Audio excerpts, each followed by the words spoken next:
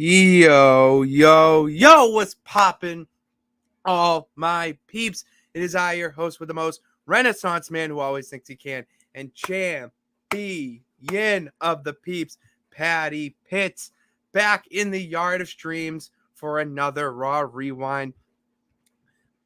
Sorry, part of Pitts and Sara's wrestling show, and you can't have Pitts and Sara's wrestling show without the best of the West. You can't forget about Sara Marshall. What's poppin', girl? Hey, yo. Brutal timing on that. Hello. Brutal timing. Yeah, it really was. Ugh. But nasty. You nasty rat boy. I'm a little nasty rat. What's poppin' though? How we doing? How we doing on this fine Tuesday? I am okay. I am feeling extra fantastic because it is Fuggy Fug's birthday. Hi, happy birthday, Mr. Finn Balor. I thought it was funny. I saw someone post, I think it was like a wrestling news site or something, and they were like, does age in wrestling matter anymore? And they posted like Finn and Roman and LA Knight and I don't remember who else, but Santos Escobar's 38. Oh yeah, and I'm like, yeah, and now That blew my mind. I was gonna say Fergie, and now Finn is 42 today.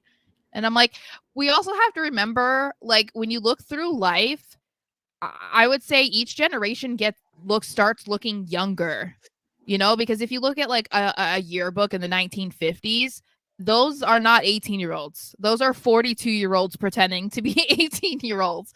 But now you see 18-year-olds and they look like they're in elementary school, you know? Yeah. So yeah, it's a real problem.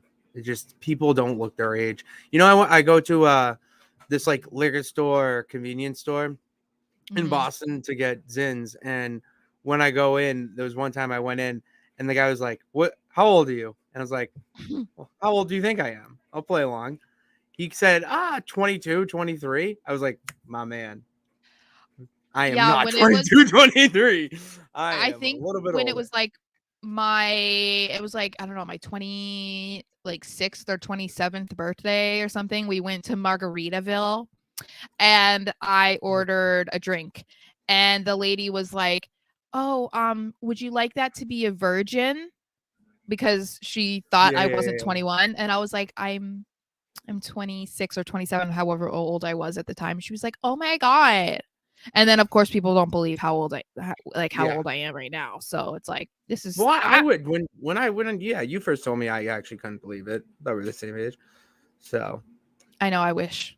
Okay, so we have David, hello. We have Richard, hello. We have Bernard, another hello. good rock. Hey, you rock too. We have Go Nathaniel, Pats, baby. hello. And then we also had a bunch of them said, happy birthday, happy birthday, happy birthday, Finn. Happy birthday to Finn. 42 years old. Got my doesn't club. look like it. No, I know. Does not look it. so... Especially with that fit last night. Not at all. Oh my God. It's funny. My last tweet about Raw was, I'm so obsessed with Finn Balor, because I didn't realize it was his birthday today. And I was like, oh my God, it's like so fitting. You know? No, very fitting. I think my last one was KO's never been more relatable, and it was when he was screaming. So I'm never more related. You know what? We're just already teasing it. Let's just go right into it, because actually, Sarah, it was a good Raw. I think it was, to just kick off the conversation, I think it was a pretty solid. Just solid. Yeah. Yeah, not the best, not the worst, obviously. But I felt like it was a lot of story. A lot of story-driven stuff. So we started off Raw with the Judgment Day minus Dom. And they each get on the mic just to talk about how great they are and that they run the entire WWE, which is true because they are now the group that is on Raw, that is on SmackDown, that is on NXT, that's on house shows, that's doing everything. So they are not lying there. So then they show a recap of Dom winning the NXT North American Championship last week, and then he comes out on his own, like all like, yeah, baby, look at me. Yeah, and he's got this thing with his he's sticking his tongue out a lot too. So I've noticed that. That's like a heel thing, you know. Like I'm so like I'm so mean. Like that's what he's doing now. Some So, trashy girls in the town over from me doing duck faces when they do that. That's just all I think of. Yeah, literally that.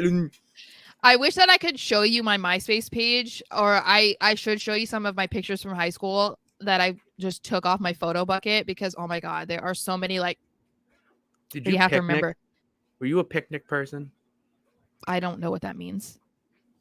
Oh, wow. Jeez, that might have been after you then, where you could edit pictures, you post them on Facebook. It was like with the cliche comments. There's cliche like quotes about like sisterhood, best friendship, all Oh, that, and then they would put yeah, like a no, graphic and like a design. no, I didn't do that. Picnic was ridiculous, but you No, continue with wrestling. never heard of it. Okay, so then, yes, Dom comes out on his own and he attempts to talk, but then he gets interrupted by KO and Sammy because why not? Why not continue this random shenanigans between KO and Sammy? They then go on about how nobody wants to listen to him, blah, blah, blah, blah. They just say the same things every week, blah, blah, blah, blah.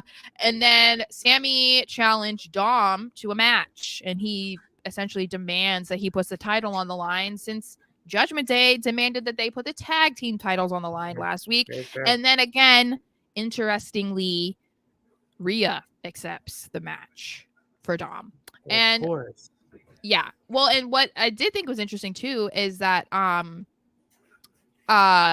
didn't really react this time to her doing it. Like, he didn't look upset, he didn't look excited, he kind of was just like, oh, okay. And I was like, well, that's different, because the other times that she has done that, he looked fearful. He was like, why would you say that? And now he's a champion, so he's got that little swagger to him, that confidence. Apparently. So then we get into later in the show, Dirty Dom versus Sammy for the NXT North American title. It's a typical match for Dom, but I would say that it was a much better match because I said when we talked about SmackDown, that was a sloppy match by Dom on SmackDown against Pete Dunne. So this was definitely not as sloppy at all. And we said also he has a very nice frog splash. So he is one of the best frog splashes I've seen in a very long time. Very reminiscent of his actual father, Eddie Guerrero. Oh my God, there was a sign in the audience last night that was like, Eddie is your real father. I was laughing at some of the signs because then there was one that was just like, wrestling is great. And I was like, you really great. Like great. It was a Tony Tiger reference. Really though? Like, okay. That's whatever. That's right up my sense of humor. That's right up my alley. Oh, I love it. So throughout this match, there was a lot of interference from Damian and Rhea. Finn was not there because he had some prior obligations for the later in the show. And so at first though, because of the way things were going, the Judgment Day get KO ejected first, which was very, very dramatic. But then they eventually get ejected from ringside as well. So it was just down to Mr. Sami Zayn and Mr. Dominic. And it looked like a few times that Sami was going to win, which I was like, oh my God, they can't do this, right? They can't do this, right? But then we have to continue those shenanigans. And Rhea and Damian come out from the back and they just kind of like throw KO out there and he's like dead right there. And Sammy's like, oh my God, my bestie. And that was a distraction enough to help Dom win, who then escapes through the crowd. Sammy runs over to be like, oh my God, bestie, what's going on? And then after the show is when we find out it appears that Kevin Owens is actually injured, at least allegedly at this point, which is why they went through with this angle to make it seem like, oh no, he's injured. So my thing is, if that's true, I have a hot take. And I know you're not going to agree with me. Oh, good. Great.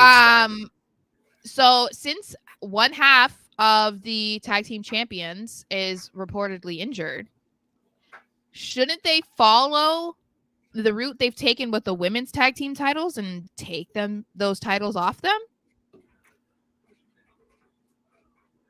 They should, but they won't. I know. But do you see what I'm saying? No, I 100% do. That's why I don't like it, but I don't like it because it's one of my guys getting titles taken off because he's injured. That's right. The, root of the issue. And it's just sad. Not only because it's KO and Sammy, but it's because it felt like these were the two that could elevate the tag division and, have it start to branch off into each brand having their own tag champions. Maybe this is the way that it was supposed to happen, where they just both drop it. And because they drop it and they had 2 belts and now we have 2 shows, maybe oh my God, I'm sorry. I'm only doing this mid because God damn it, Tiki, this is just amazing.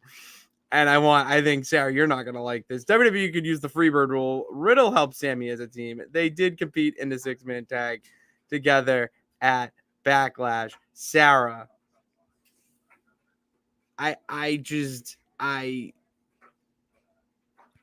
a kind of in on. I'm not. I'm not. I'm really not. I wouldn't say I'm not 100% against it. I'm not like saying I'm for it either. However, that would be repeating how it went down with Lita and Becky, where Trish stepped in. However, they didn't win.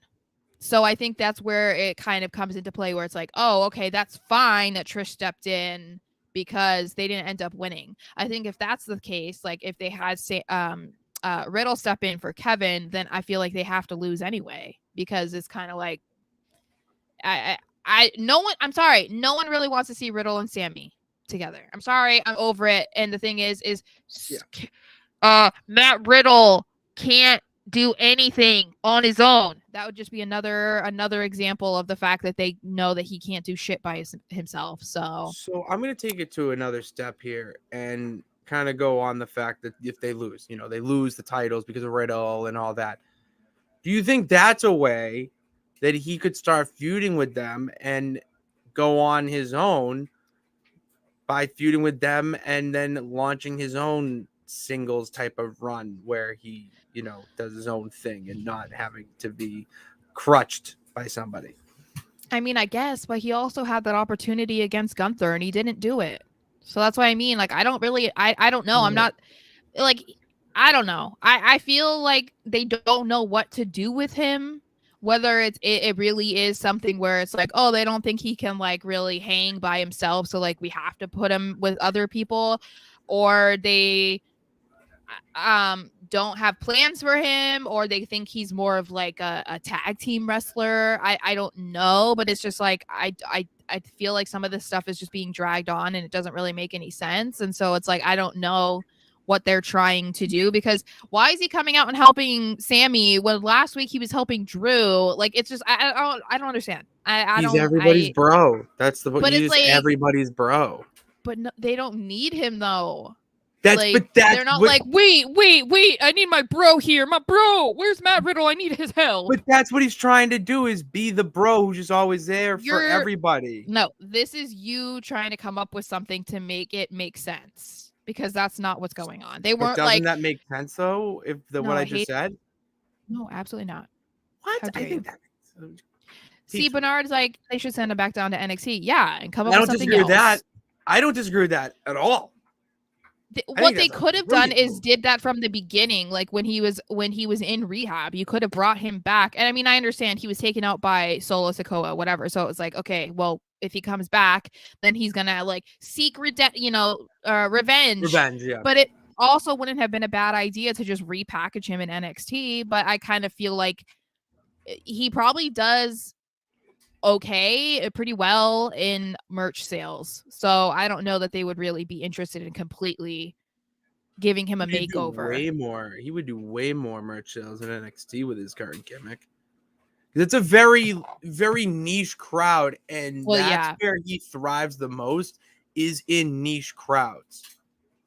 But then he could also go with like, if they're trying to make him into more of the fighter because of his background. I mean, look at how well it went with Kevin, where he was like, fight Owens, fight. Like there's a way. Or look at how they're trying to market Shayna and Ronda right now. Like it's like, we're gonna fight, we're gonna be fighters. Like you could do that with Riddle too, because with Owens it was because that was something he used in the indies, and so obviously it was easy for them to then like rebrand it from Steen to Owens.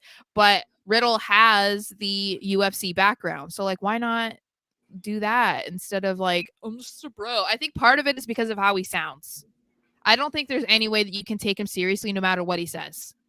Because like he just sounds like he's consistently high on marijuana. Like it's just like that's just how he speaks. So it's like I think that he kind of screwed himself in that way, and I don't know. Oh, he definitely pigeonholed himself there. Yeah, for Oh sure. yeah. Well, and it doesn't help that then he like goes to rehab and like all this stuff comes out. It's just like yeah, it's just not a good look for him. But No bueno. I guess we'll have to see like what they end up doing. But anyway, but yeah, so the tag team title picture will be interesting. I haven't seen anything from any sites or whatever about what exactly Kevin Owens is dealing with or the severity of it or a timetable. Like what I was seeing last night, there weren't a whole lot of details on it yet. So who knows? I mean, I would say it could be a good sign that he was there last night. However, they really did only use him on an angle to get him off TV, possibly. So I don't know that it's necessarily a good sign, but we'll have to see. Dickie makes a good point here. SummerSlam appears to have no tag team matches. Unfortunate.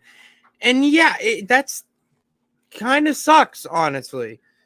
Especially with a SummerSlam like this, the tag champs that you have that could put on a phenomenal tag match. I mean, for God's sakes, they main evented night one of WrestleMania. You know, just look what they could do for SummerSlam. You know, it's sad in that case, but that doesn't mean that they don't have a lot of tag teams. Maybe there is something in place because what, 2 weeks out?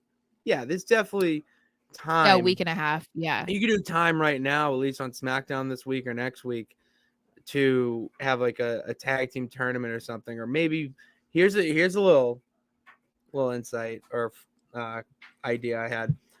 Maybe there isn't any big plans for this because they knew of KO's injury a little bit pre and are kind of were planning out to see if he could fight through it. And then last night or whatever it is, that, you know, put it over the edge. They were just like, no, let's scrap it. We can do something else. I just think they're going to have some sort of tag team match on the card. You can't not have any wrestling pay-per-view without a tag team match of sorts. So, you know, you could have like a number one contender or that's something. that's what I'm thinking. Yeah. Yeah. Yeah, which still it feels like that should be like Imperium.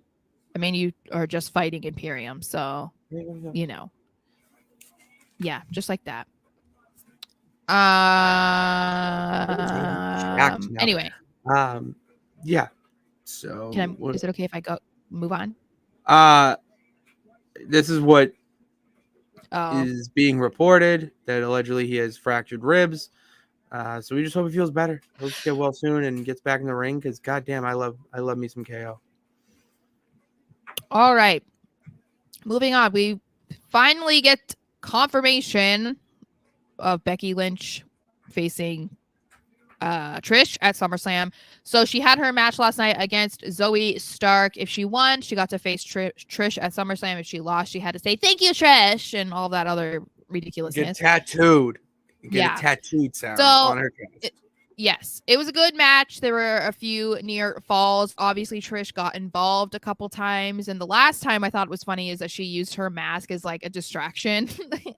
But it ended up benefiting Becky, who used the manhandle slam to get her win. And then I don't remember if this was just on social media, if they actually showed it on Raw, but you see there was a clip of Trish and Zoe talking backstage, and Trish did not look too thrilled and actually walked away from Zoe. So I mean, you kind of assumed that SummerSlam was going to be the cherry on top of this feud, and that it probably would lead to something happening between Trish and Zoe, whether that was just Trish leaving or that combined with a breakup with Zoe. But I mean, you know, I'm just happy that we're moving in the direction of this is probably almost over. It's the the final pages on the story are being written right now, which is good. You know, it's time for Becky to move on from this and get herself back with the current generation of superstars. It's time for Zoe Stark to make a name on her own. She got that push and leverage from excuse me, having Trish in her corner. And it's also time for Trish to walk away for a little bit. You know, she did what she had to do. She competed in Money in the Bank. There's nothing right now that gives her a reason to be on television and take time away from someone like a not even Ripley, Raquel Rodriguez. Yeah. Any of those. I can't think of any. I'm trying to think of like the girls that are on Raw compared to SmackDown. Chelsea, Sonya. Chelsea Green. Well, that's that tag team. They didn't get no time last night. I know, which is surprising. They just won the titles. I know. That's what I'm saying is that, you're going to have Trish be on TV doing this stuff where it's just the same old song and dance, where you could have Chelsea Green and Sonya Deville doing TikTok. You could have a TikTok segment a week of Chelsea Green, and it would be without a doubt one of the most watched segments, if not the most watched women's segment of the night. What is funny though, they did have that little backstage segment, and my nephew loved what Chelsea was wearing. He loved her purple bow. It was so funny. Her purple bow? Yeah, because she had a big bow on her head. I like the purple. And he was like, "Who is that with the purple bow? What's her name?" I said, "It's Chelsea." And he's like, I really like her bow. And I was like, "Oh, that's good. Me too." So funny. Moving on. So then we had Cody Rhodes. I just watched his interview with Chris Van Vliet. If you haven't watched it yet, I suggest you do. It's not that long either. It's like 24 minutes. So but I love watching these types of interviews, especially with Cody, because he doesn't really hide from things. He doesn't like not talk about certain things, if that makes sense. So it's kind of cool to just hear his perspective on things. So he comes out and he cuts a promo again, which this is something that I mentioned even last night. I kind of feel bad that like his last couple feuds, he's feuding with the camera every single week almost, because he keeps feuding with part-timers. And I'm like, kind of a tough thing. Yeah, because then I was expecting Brock to be there last night, like especially after beating him up. I was like, oh, okay, yeah, they're gonna have him here tonight and they'll have him next week for the go home show, and he wasn't there. So then they're like, Brock Lesnar will be back next week, and I'm like, okay, like I don't know, I just felt bad. So he's talking about how he is not surprised with how his feud is going with Brock Lesnar, but that he is impressed. He says that he should be called Mr. SummerSlam, which was a hot thing on Twitter yesterday about Brock being Mr. SummerSlam. And he talked about how his family is upset with what Brock did to him last week, beating him up and just demolishing in front of him and in front of them. And his mother. You know what didn't impress? My mother. Michelle Reynolds. Yeah. And my dad get fireballs thrown at him by Terry Funk. She was drinking beers at the Colombian with Jerry something. I butchered that name, but it was drinking at the Colombian, and the crowd got a big pop. That woman's a badass. Yeah. You think Brock Lesnar just tossing around her son like a Raggedy Ann doll does anything to her? No, she married the American dream and then spawned the American nightmare. This woman is a goddess. Let me just clip that and send that to her. I think we would get over with the Reynolds family. So that would be fantastic. I'd be like, Cody, I love Dustin. You. Yeah, I would be all about Cody. So he said that he's more mad though that he did that to him last week, and that the biggest mistake Brock made last week was leaving him breathing. And then he took a deep breath, and I was like, was this paying a little homage to Goldust? Because he was like, and I was like, come on, I was waiting for that. Like I wanted it so bad. I know, but he like did this too. So me and my sister looked at each other. We looked at each other. We were like, Goldust. Maybe we were looking too much into it. I don't know, but no, yeah. I didn't think of that. He did do a deep breath, maybe just to calm himself, but maybe a little homage to the golden one. I'm just saying. So he says that he is going to embarrass Brock at SummerSlam, and said that he is not going to be poking the bear. He's going to be slapping the bear across the face and saying, "Come get it." And then he said that he wants to beat Brock, but most importantly, because he deserves to be beaten. And I was like, he flips the mic fucking over. Cody, amazing. Cody, stop. Cody, it's like, it's one of those things where it's like he's just so good every week. And you kind of are just waiting for that 1 week to be like, oh, that was so bad. But then it's like, I don't wish that, Like I don't wish that, but he's just so good. He's so the good. best. You know what he is too? It's the old school wrestler in him because of being around his dad for so long, growing up in the business, and how everything now is so in your face and modernized. He brings you back to that classic old school feel of what a wrestler was back in the days without social media. He just makes you feel these emotions that I don't think anyone on the roster, except for the few elite at the top, and even they don't even do it as good as him, can do. And all he has to do is talk and put on a hell of a promo and get you hyped for that match against Brock Lesnar. And just the way the crowd, when his music hits and the whoa, like he just, it legitimately feels like a superhero walks into the building every time. It's just unbelievable. It captivates me every single week. I have two things. One, from watching the Chris Van Vliet interview from today. Well, it was from last week, but posted today. He asked him about keeping Kingdom as his song in WWE, and Cody was saying that was something that it was like non-negotiable. Like, if I'm coming back to WWE, Kingdom is my song. That's it. And he did talk about how they made like a new version possibly to use, but it just didn't work. And so Chris did ask him about the whoa part and then whatever, but then he mentioned how whoa has been a part of his entrance themes before, and I totally didn't think about it with Smoke and Mirrors. It started off with whoa, you're only smoke and mirror. I was like, oh, that's kind of a cool, and that's then kind of a cool connection. When he was the mask, when he was Bagface Cody, oh yeah, it was whoa, yeah. Oh my god, yeah. That so was whoa has like, just been always a thing of his.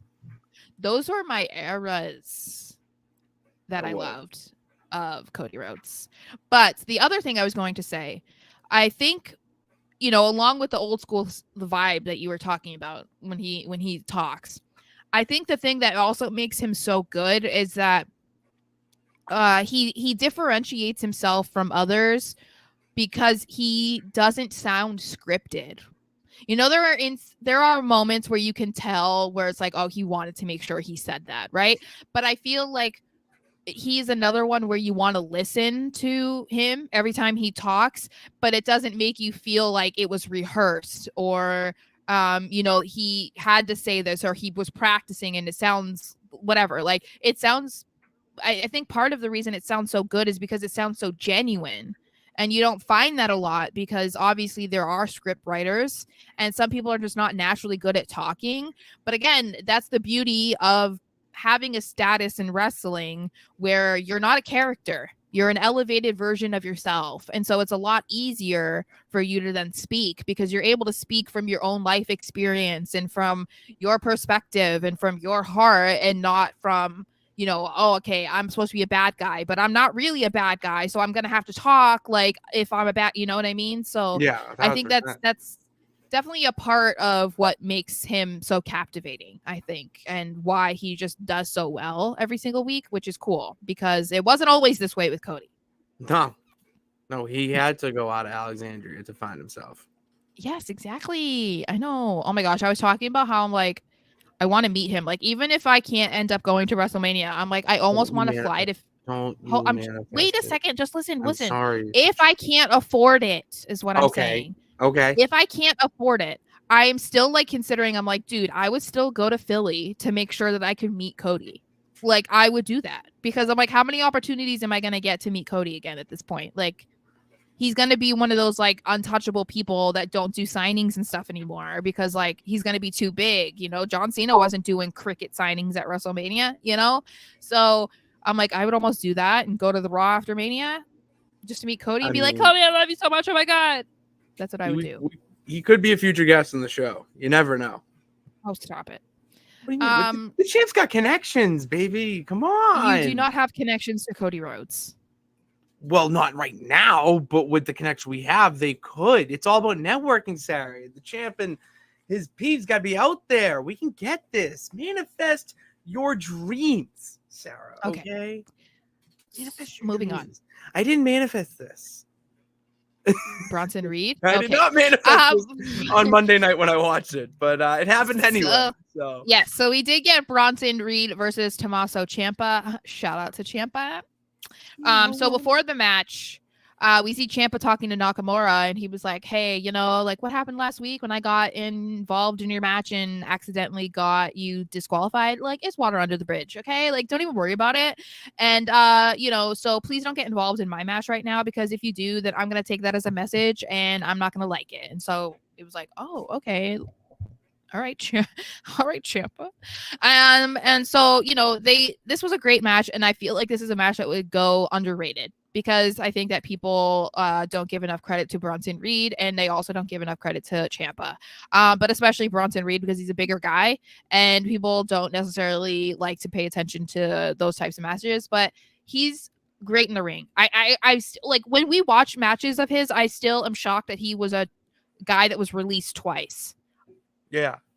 I'm like, I get it, real. Vince. He's not your cup of tea with what he looks like, because he's a bigger, thicker dude, and he's not the jacked, Hulk Hogan type or whatever. But this dude is great in the ring. And Ciampa was doing some crazy shit in this match. Also, like, how did he pick him up? How did he pick up Bronson Reed? How did he do that? Just pure will. I'm just like, what is going on? So Nakamura does come out in this match. He does not get involved, but he does become a bit of a distraction. There it is. Which helps Bronson win. So my question from this is, what is going on, first of all, with this feud triangle? I'm still a little bit confused, because I'm like, is Nakamura and Bronson Reed gonna pair up? Are they gonna be buddies? Are they gonna go up against Johnny Gargano and Ciampa? What is going on? This is a triple threat, a classic triple threat, I would say, where it's three guys who are fighting for, we'll say time, just for an easy answer right now, but fighting for time on air in their spot.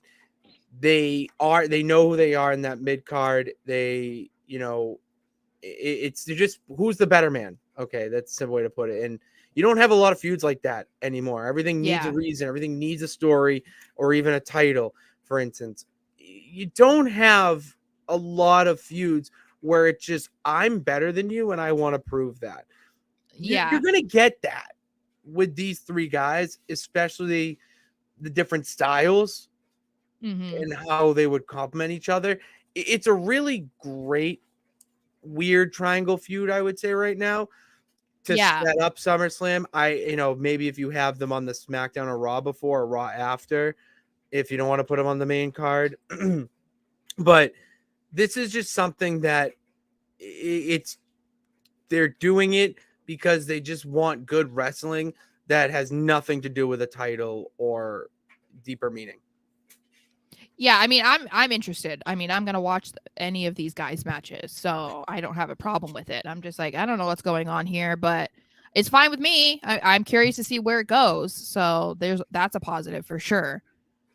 Moving on to the ladies. So we have Liv Morgan. What? No, nothing. Something. Oh, okay. So we have Liv Morgan, who was interviewed before her match with Rhea Ripley, and she was asked about Raquel, who is selling that fake serious leg injury. I believe it's fake. I don't believe it's real.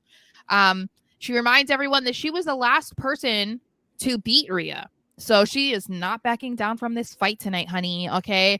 And then after she walks away is when Rhea walks up, has that little awkward interaction with Chelsea and Sonya, and then says that Raquel and Liv should have listened to her because she told them to stay out of her business, and they remained there anyway. So Liv basically spoke it into existence because Rhea just completely eliminated her from life before the match could happen. As Liv was making her entrance, Rhea blindsides her and throws her into the barricade. And then when she brings her into the ring, wraps her arm in the steel chair and steps on it twice, which I was like, damn, girl. That's brutality. So Liv is like, yeah, it was. That's her brutality. It was her brutality. Yeah. Yes, it was. And obviously Liv is selling that arm. But what is interesting, like the Kevin Owens situation from earlier, Liv is reportedly injured. And interestingly enough, I believe that it is real because we spoke last week that she was seen leaving Raw in a sling. And that is the arm that they put in the steel chair. So that's unfortunate. And then that also brings into question, what does this mean for SummerSlam, especially for Rhea? Because we were saying it looked like it was going to be Rhea versus Raquel or Rhea versus Liv. But if we are supposed to believe that Raquel has a serious leg injury, that she couldn't even be at Raw last night, and we're supposed to believe that Rhea broke her arm, broke Liv's arm last night, then what does this mean for SummerSlam? Is what I'm thinking for SummerSlam. Just to answer this, does Rhea miss SummerSlam due to real and storyline injuries both to Raquel and Liv? No, here's what's going to happen. Liv is injured, storyline injured, whatever you want to call it, but she can still do appearances, is what I'm saying. You know, she's got an injury, but she can do appearances. So you build up that Liv can fight, I can fight you, and you keep doing these types of spots where you just go for that arm, but you make it where, oh, she's injuring her, but she's not, you know what I mean? Kind of just play it out. And then you get to SummerSlam, or even a week before, and it's like Liv can't compete, and Liv's like, I can't compete. Well, she comes out in the sling, whatever. Next week's Raw is the go home Raw. This is perfect. You're only enhancing my point. Okay. So next week she comes out and says all this, and she goes, you know what? If I can't face you, I know someone who really wants to, and it's Raquel Rodriguez. And then you get Raquel Rodriguez, Rhea at SummerSlam, Payback, or whatever the next one is, Fastlane. I don't know. I haven't looked that far ahead. That's when you do Rhea versus Liv, and then you culminate in a triple threat. Rhea wins all of them. Boom, the champ is spoken. Well, my whole question was if we're supposed to believe that they're injured. So I'm saying if they're both out. They're not both out. I would say Liv is the only one out. Yeah, I was going to say my only guess was that Raquel would come and try to sell that she's still not like 100%. But as far as I know, it's not a legitimate injury. So that makes the only sense. I think that they probably were going to try to push Liv versus Rhea at SummerSlam in the wake of the injury to Raquel, but then Liv's injury was actually legitimate. And so that's why they went through all of this last night. So it does seem like it's probably going to be Rhea versus Raquel, which is fine because that's what we wanted to begin with anyway. Yeah. Yeah. So we shall see. I do want to say this, although it was good, he gassed us twice. Yeah. It was a good Rhea Liv segment. It sucks that Liv is injured again. Liv for Rumble 2024. That's what I'm seeing online. That's what the champ's saying. That's what everyone's saying. Yeah. Yeah. And unless some other woman steps up or something, I would assume that it's probably going to be Liv. I mean, she also was in the Rumble match this year for a really long time. Yeah, it was between her and and they were at the end. So unless something crazy happens between obviously now and January, I don't see anything wrong with Liv being the one to win this the next one. Then we move on to Logan Paul and Ricochet. They come face to face. Yeah.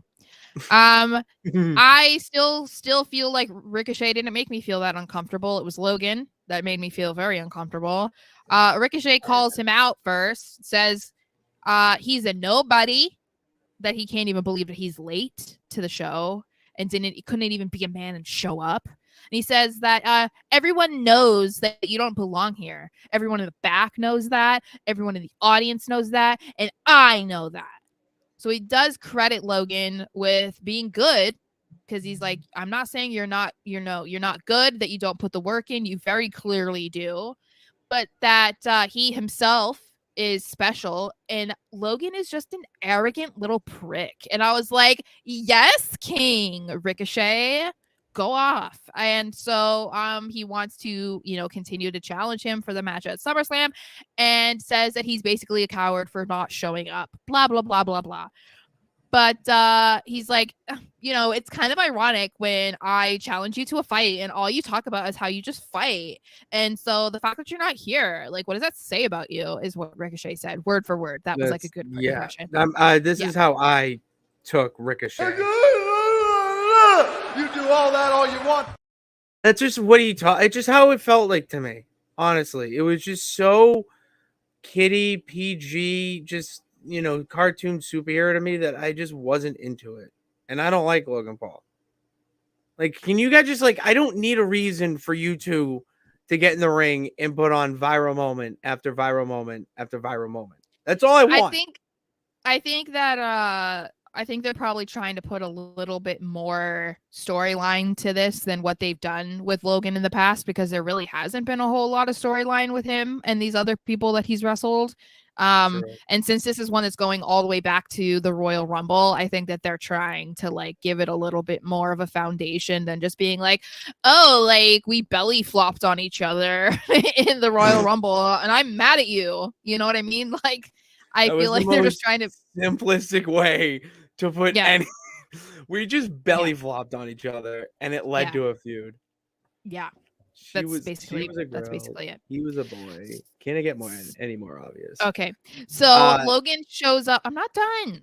I'm waiting. I know. I got something cute. So Logan shows up out of nowhere and hits him with the left hand, okay? And then he starts talking trash to Ricochet in the audience, and this is where it felt really awkward. When he started calling out the bald guy and calling him a stupid virgin and saying that he needs to get laid, I'm just like, are you 14 years old? No grown man that's near 30 is talking about how another man's a virgin and needs to be laid. That is so weird. But anyway, it's weird. And then he's recording the whole thing on his phone, which is another ironic part, because he just said 2 weeks ago that he doesn't do things to go viral, yet he's recording things to go viral. Classic heel. Yeah. So he accepts the match at SummerSlam, but then Ricochet is like, oh no, honey. And he gets up and he super kicks him and then hits him with a shooting star press, all while being recorded on Logan's phone. And he grabs it and it's just like, ugh. And then the WWE puts it on their social media pages, so we can all sit there and watch it. But yeah, I mean, it is what it is. I believe that, yes, with Richard, I do believe that Logan is probably beating Ricochet at SummerSlam, which is unfortunate, but it is what it is. They're gonna want to give him a win, I guess, which I still don't think that it's necessary, but they don't need to give him a win. Usually, no, and that's why I feel like Ricochet needs a win. I know. You. Yeah. No, I'm with you. I'm just and I feel like I wouldn't be surprised to see this be the match that they let Logan win, because it's not for a title, it's not a top guy, it's Ricochet. But I also feel like it's kind of going against all of the work that Triple H has made the effort to do to put Ricochet on television and make him interesting to people. You're then gonna have him possibly lose to Logan. As what are we doing? I'm not about it. I see this. I wanted to get this comic. This was sorry, I'm trying to get rid of that. Sorry. Sorry. I keep having it. Okay. Did you see Samantha Irvin with an I for next time? Irvin defended Ricochet on Twitter, saying that WWE isn't underutilizing him and is doing well in the TV time he is given. Yes, I did. She responded to, I think it was Ringside News, because she said, and I'm ringside, to end the quote, which I'm not a big fan of Ringside News anyways, so I love seeing them get kind of buried, especially by Ricochet's one and only. So it was really cool to see that, not only because you have that, it's her, Ricochet, whatever, but Samantha Irvin's an actual low-key wrestling fan too. She knows her stuff and she's there every week. She hears the reactions that these guys are getting. She knows this. Well, and I don't know. For her to say that was really cool, because you don't see a lot of people in her position, both sides. step up and make that comment. Well, and I think the bigger thing that you can take away from it is that she wouldn't have said anything if it is how Ricochet felt. If Ricochet was unhappy with what was going on with him, and he wasn't happy with how much he was being used, or he wasn't being used enough, or he wasn't interested in what was going on, blah blah blah blah, she probably wouldn't have said anything, because then the report would be kind of legitimate, right? But obviously she's engaged to the man, so she knows more than anyone else probably that he's content or happy or whatever he's feeling with how much he's being used. He's on Raw every single week, and I feel like people aren't remembering that before Triple H took over, Ricochet was probably on his way out. And I remember because it was pissing me off, because I was like, he's too good to not be used. So if anyone's gonna know, or have a reason to respond to a report like that, it's gonna be Samantha. So yeah, I would take it more as an indication that he is happy with what's going on. So 1,000% agree. Then we move on to another thing that I just kind of didn't really care about, but we had Shayna Baszler challenge. Yeah, I won't throw my tantrum this week. So she says that she was asked about Ronda, and she says that she is tired of being connected to Ronda for literally everything that she does. She says that, she challenged her to SummerSlam, but that the talking is not going to settle it. A match is not going to settle it. So she wants to challenge her to something in a language that they can both understand, which is a fight. So I was like, okay, I'm all for this, right? This plays very well into the Endeavor deal coming up and becoming official. I'm for this because this is good for both of them, right? It's really good for Ronda because then Ronda doesn't have to pretend to know how to wrestle, and it's really good for Shayna to not have to carry her the entire time. So I was like, yeah, sweet, okay. So later we see Ronda. She's asked about it, and this was weird. No, this was weird. This was just weird. She says that Shayna can't challenge her to a fight because every time she fights, it's the fight. Yeah, like, you're not Ohio State, bitch. Okay, I was so pissed off when I heard this. I was like, "Fuck, shut the fuck up!" Like, honestly, I was like, "Girl, what?" Yeah, so she accepts the challenge, which I was just like, "Okay, girl, I know that she has to hype herself up, obviously, but I feel like she also forgets that like UFC Ronda has kind of been dead for a few years, hence the reason why she left UFC to go to WWE, because Ronda Rousey's name didn't hold the same weight anymore because she wasn't the same fighter that she used to be. Similar to like Conor McGregor. It was like Conor McGregor was the hottest thing ever for however long of a stretch of time, and then he started to lose fights, and then it wasn't the same anymore. Like people weren't as invested. It's what happened with Ronda. So no one's saying that like if she goes back to UFC, like you're not necessarily going to be the main event. Like there aren't going to be people that are stopping and making sure that they watch it because you're back. Like it's not the same, but I get it. She's supposed to be the bad guy, I guess, and so she's going to hype herself up. But I do wonder what type of match it's going to be, and Richard kind of mentioned it. Is it going to be a fight pit, which a lot of people are hoping, or is it going to be something like a submission match? I don't care. I hope it's not submission, honestly. But do you think that it could be more of like a judo type of match? They kind of go full steer into that skid and just do some like legit judo type shit. That's kind of what I was assuming when she said like in a language that we can both understand. Like I assumed that it was going to be like heavy, like MMA, like real fighting type of stuff, like what they trained together. I figured that's what it was going to be, which actually got me more interested in the match. Like I don't I'm not sitting there like, oh my God, I can't wait to see Ronda versus Shayna. But like the fact that it might be something different that one, we haven't seen like ever in WWE, and two, something that they both have significant backgrounds in, where it's like, okay, they're going to thrive because this is what they were doing before they got here. I feel like that's more interesting in this. And so I was like, I would almost prefer it to be like a fight pit or something, because submission matches are like, okay, but like that's all Ronda does. And so I don't want to see a match just of submissions. I just wouldn't. But I want to see punches thrown. I want to see punches thrown. I want to see grapples. Put it in a cage so they can just throw each other into the cage to have that WWE type of effect to the match.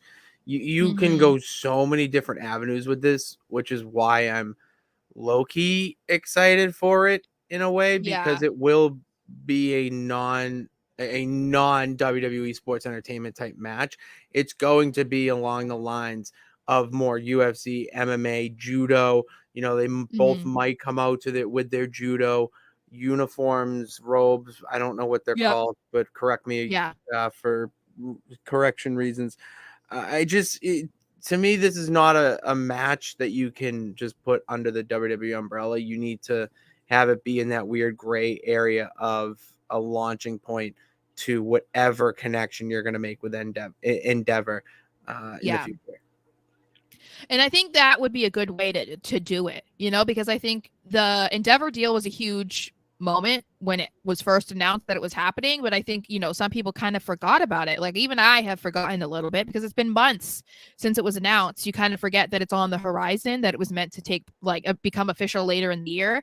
So if this is their way of kind of like easing us into it, I think this was the best way to go about it, because they could have easily tried to do this with like 2 other girls or 2 guys that had no background in it, and then people would be like, but I feel like this makes sense. If you're gonna have them take up a spot on the match card, you might as well make it as interesting as you possibly can. So I think this could be okay. I wouldn't say good. I feel like this could be okay. Okay. Yeah. I mean, I don't want to say it could be good because it could be bad. It could be terrible. I just don't want to put that out there into the universe. I'm hoping it is brutal. Yeah. I mean, I hope. Brutal. Yeah. Moving on. So we have Drew McIntyre was expressing his complete overtiredness of Imperium, which can't relate. And so no, not at all. Are you serious right now? Are you serious? No, I just wanted to see your reaction to that. Like what? Okay, so me boys, they come out and me boys. I know. Can you imagine them being like hearing me say that? Like Pretty Deadly would be fine with me saying that, but like Imperium would be like, "We are your men." Do not talk about us like that. Anyway, so they come out and then they don't even get to say anything before Drew comes out. And then Drew starts talking right away and says, hey, last week you were doing all that talking and you want to defend your title and blah, blah, blah. So it's kind of odd that you're not dressed for a match tonight. And it's only me that is. And he tells Gunther, why don't we just have our match right now, though? Like, why wait until SummerSlam? Why not do it right now? Then Gunther is like, no. And he says that the title is too prestigious for him to put it on the line in front of these degenerates. And I was like, yes, I am a degenerate. And he accepts his challenge to SummerSlam, though. So that was good. Yeah. So then Drew is like, you know what? This match is actually going to be a lot harder for you than it was in the past because you want to talk about WrestleMania. Well, me and Sheamus were just excited to be in a match together at WrestleMania. And I think we focused on each other a little bit too much. And that is why you just were able to just, hang outside the ring and do whatever you want and then come back in and win. And I was like, what match do you remember, Drew? Because I don't remember that, but that's fine. You did sneak in. No, the finish to that match is Sheamus and Drew beating the shit out of each other and Gunther coming in to steal the pin. That is the end of that match. Go look that up. I'm not letting your bias get in here. Okay. I'm saying it wasn't like the whole match. It was a good match. They were all of them. You know what that match was? There was a lot of chopping. It was just a lot of meaty man slapping me. We had to bring it back. So Kaiser then steps up to defend Gunther and Imperium and tells Drew to not disrespect them and not disrespect Ring General. And so then Drew challenges him to a match and is like, oh, well, I'm dressed and you're dressed, so like, why not fight? And, I don't like to give credit to Corey Graves that much, but his impression of Ludwig was spot on. It was so good. And I was like, I feel like he's done this for Ludwig or something, and that's why he just decided to pull it out this week because like he was going hardcore with it too. Like he was talking for like a full minute. He did like half a commentary in the Ludwig voice. It was really good. And then I thought this was cool too because Gunther did speak recently about how he thinks that Kaiser does deserve to have more of his moment in the sun. And so to then see Kaiser get this match against a guy like Drew McIntyre, I think is really cool. But it does make me wonder what's going on with Vinci. But anyway, so nothing is shut ever up. going on with Vinci. Why do you hate Vinci? I'm calling it as I see it. The man says nothing. The man just fights when he's told to. He's just over there looking shiny. You're right. He does that because he doesn't want to be a wrestler, and it's because it's not in the script for him to just stand there. You're right. No, I would like to see more of him. I think you're getting it confused that I don't like Vinci. It's the complete opposite. A man like that needs to be more active in the tag team role and even kind of branch out and do your own thing. Like, have a little signature thing you do. You don't have to talk. Solo Sikoa has made an entire storyline by saying like 5 words. All right, doesn't matter. Just get you in there. I think part of it is that Vinci wasn't an original member of Imperium. So I think the chemistry that's between Kaiser and Gunther is a bit deeper. So okay, well, I want to look up who was in the original Imperium. I don't know if it was like the original. I don't know if it was. I don't think Vinci. he was in NXT UK. I don't think he was. Vinci? Yes, he was. With Imperium, I mean. Well, he was tag champ with Kaiser. Right. I'm looking this up. But anyway, I'll keep going. Okay, so the match was totally fine. It was great. I enjoyed it. McIntyre wins with a Claymore, but it was more so of what happened after the match that is more interesting. So after Imperium jumps in and they jump Drew, and then dumbass Riddle comes out and just being annoying. But Gunther hits him with a power bomb. And then they get out onto the floor, and then Drew power bombs Gunther through the announcer's table, and I didn't appreciate that. I always try to go off of how Vince used to do things, and so it's like 2 weeks before the pay-per-view, so he's going to give the one guy like the upper hand, and then the go-home show, Gunther's going to have the upper hand, and that might mean that Gunther wins, or that might mean Gunther loses, but I'm sorry. Gunther cannot lose. No, that's why he went through the table on Raw. He's getting his beat down now, then he comes out. That's what I'm saying. I feel like more of this is, for me, about Gunther's going to win. Because Drew McIntyre can't win. So, sorry. There's just no reason for him to win right now. There's no reason for Drew to be Intercontinental Champion.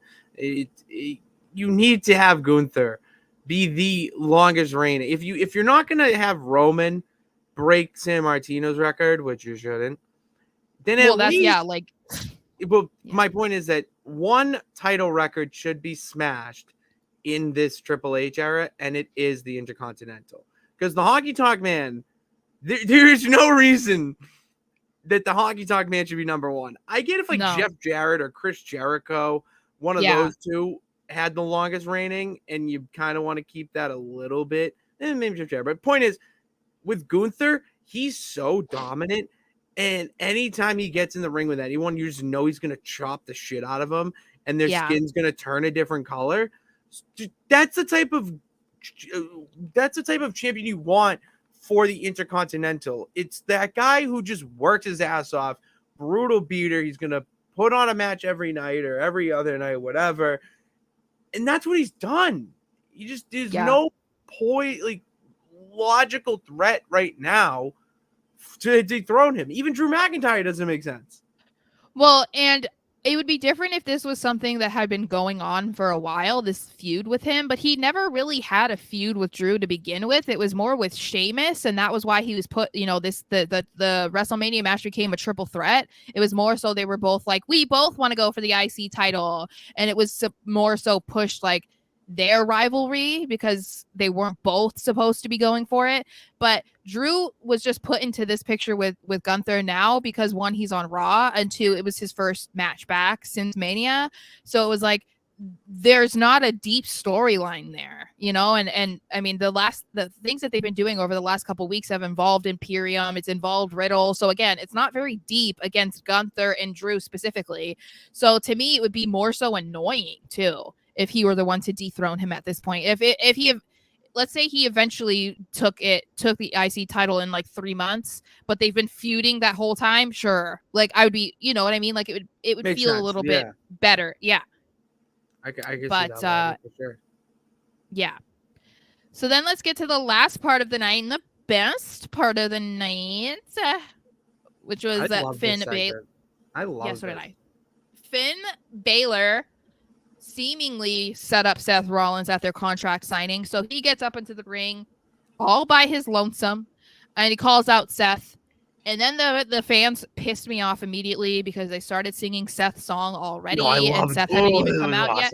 See, like, no, it's doing its job because you could tell that Finn was just like, like he was like, he acknowledged it like with his facial expressions, but then he was like, okay, I'm not going to acknowledge it with my words or my behavior. So that's why he kept that's just like perfect. That's why I liked it. He didn't, yeah. But it was pissing me off because I was like, guys, you're acting like you're sitting here listening to like Akira Tozawa cut a promo. You know what I mean? Like that's how it comes off sometimes. It's like, listen to the man. Like Finn isn't some scrub guy that like isn't worthy of being in the main event or facing Seth Rollins right now. Okay, stop singing. Okay, listen. So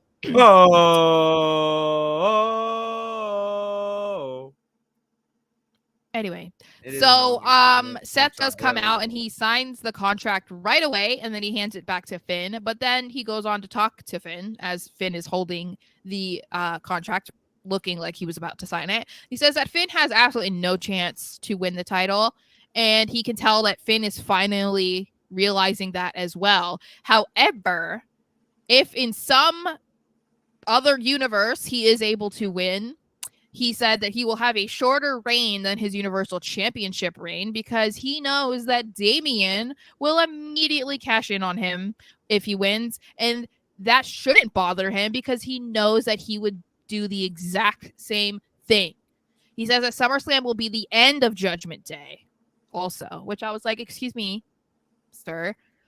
So Finn does sign the contract and he says that Seth thinks that he's figured it all out, that he's so smart and blah, blah, blah. And as he's talking, you know, he's like, Judgment Day runs Raw. So then all of Judgment Day start coming out of like all the corners of the arena. Loved that. I loved that element of it. It was awesome. So did I. Loved how they did that. So they surround the ring and that's when Seth was like, okay, I am like, you know, I'm a fish in the sea of sharks right now. So Finn says he's been losing for 7 years and he calls it his 7-year itch just to get back in the ring with Seth and get that title back. And he says that at SummerSlam, he will make Seth his 7-year bitch. And I was like, King. It was a great line. So Seth flips the table and then they all start going after each other. Sammy comes out to help Seth. I mean, whatever. And the show ends with Damian hitting a razor's edge, Dom hitting a frog splash, and Finn hitting a coup de grace. So, with all of that, do you think that this? Yeah. That's my washer. Oh, all right. Thank you for that. So, I'm distracted. I'm trying to listen, and it's annoying. I'm trying to listen to you. Okay.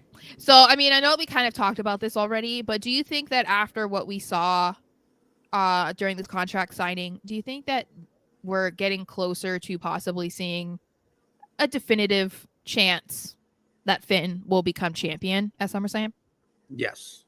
The stars are aligning for Finn to be champion because of that contract signing. To me was the sign that he's going to win because of how he composed himself during it. It felt like, you know, that villain that is always coming up short.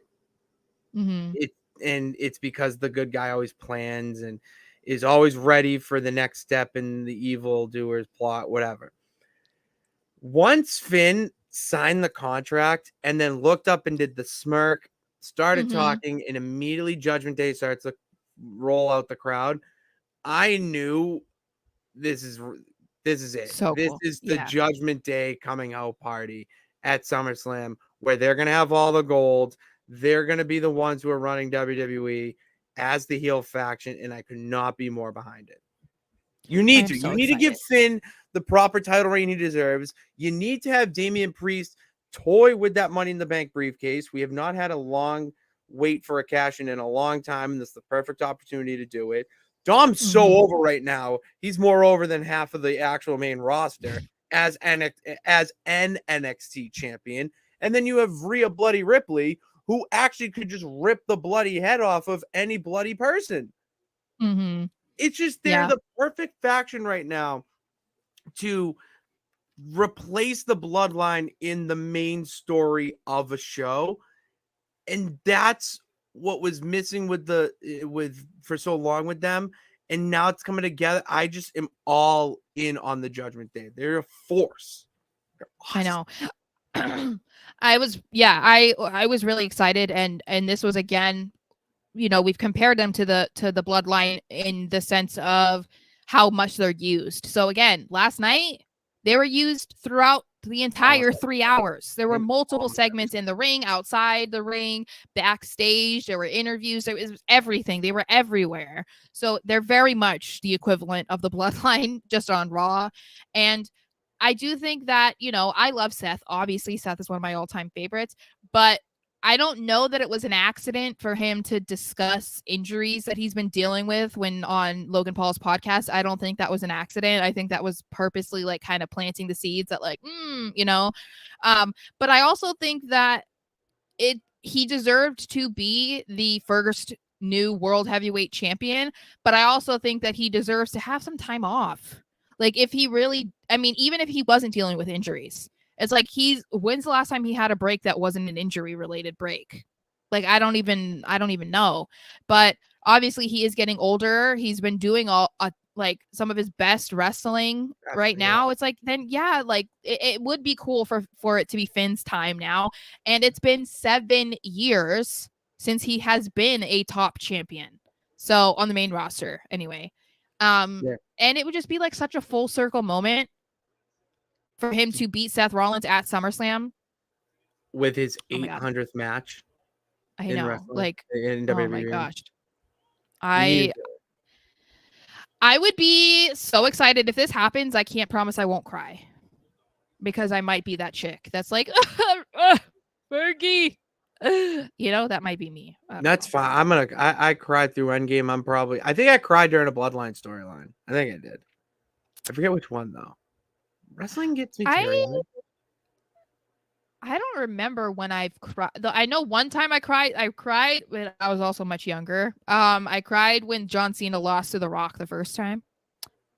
I cried, but for a different reason. Because The Rock won. Yeah. That was one of my favorite moments as a wrestling fan. I was like crying out of like pain, but also anger, because I was like, The Rock doesn't need this win. That was one of those. Screaming in your face that it doesn't matter if he needs the win.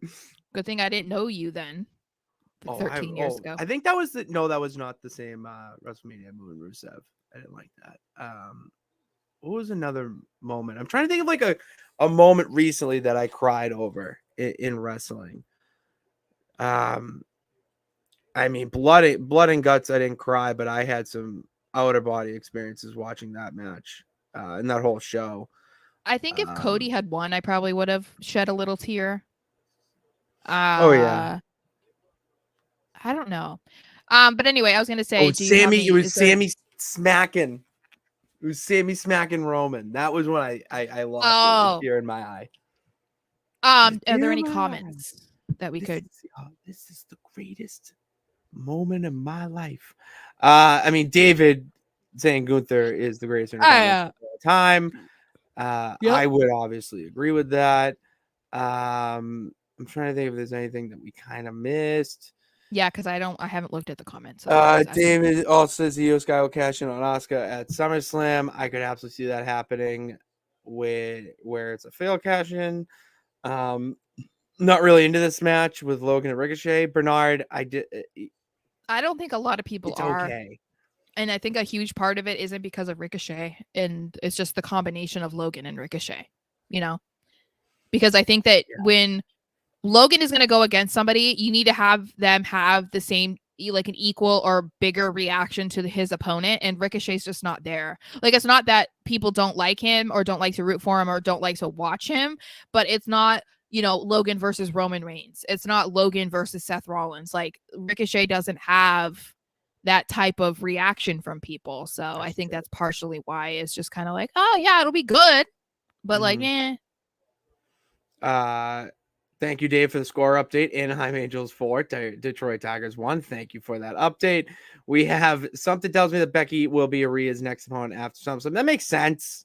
It's okay. I as long as Rhea wins and Becky does not become champion, don't care. It would be a really good feud. I like that. What if Damian cashes in on him after SummerSlam? All right, here, David. How about it doesn't? You mean Bernard? Bernard. Yeah. Sorry, I was looking at David's comment. I don't want it to happen that quickly because I don't want the demise of the Judgment Day to happen that quickly. I need it to like continue because I want them to be dominant. And I want them all to have a championship or an equivalent. You know, like the briefcase, I would say, is pretty equivalent. I want to see that type of domination from Judgment Day because that would, oh my God, that would be so iconic. It was like the Bloodline. You know, the Usos were double tag team champs and Roman was the double champion. So I feel like this would be the equivalent, but cooler in a way because it's, you know, not, there's no tag team in it. So yeah, I don't want to see it that quickly. I don't want to see it at all, really, but you know that's going to happen probably at some point. You know it is at some point. And then Mike, to wrap the how do y'all meet Twitter? Fun fact. It was Patriots Twitter. My friend tagged me in a Patriots tweet.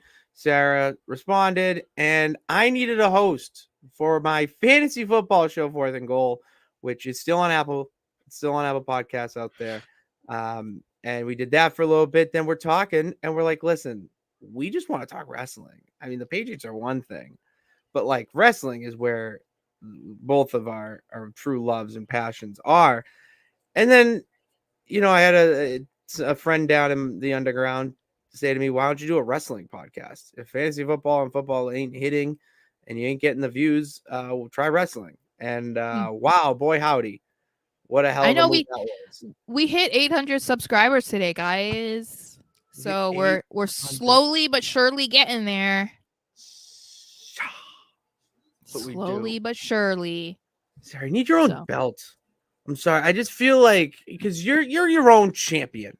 All right. Thanks. And I just feel like we need some sort of physical symbol to let the peeps know that you are a champion of whatever you want to be a champion of. You are a champion of some sorts. You just gotta own that. See, I'm the peeps. All right. I got my Patriots peeps, my wrestling peeps, and they can, the champion of the rats. Oh yeah.